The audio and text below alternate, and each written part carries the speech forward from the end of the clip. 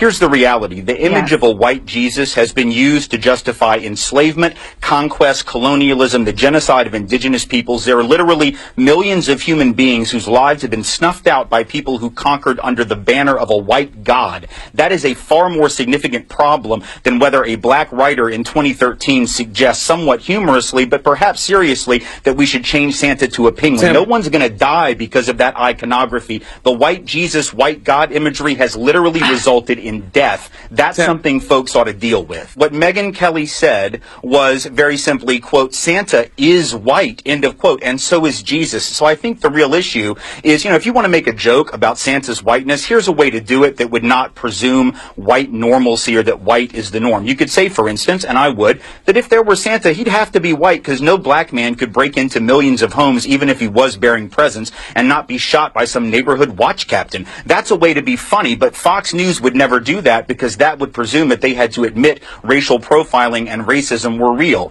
So there's that. I think the real issue is that she made a statement of fact, not for her own opinion, but fact. There's a difference between believing in Santa and believing in Jesus or the Buddha. Buddha did not come from Kansas. Jesus was not born in a manger in central Pennsylvania. He was a man of color, and the fact that we have represented him for centuries, literally as a white man, speaks to the entire history of white supremacy. We can act like it didn't happen. We can make it the punchline of a joke, but the reality is this iconography, Jesus more so than Santa, I agree with Mel here, Jesus more so than Santa is a real problem. There's a reason we've represented these icons as white. It's not a coincidence that we've done that. Okay. Do you think there's something inherently wrong? I understand you saying that a white Jesus has been used to do horrible things, but here's the difference, and Reza is right.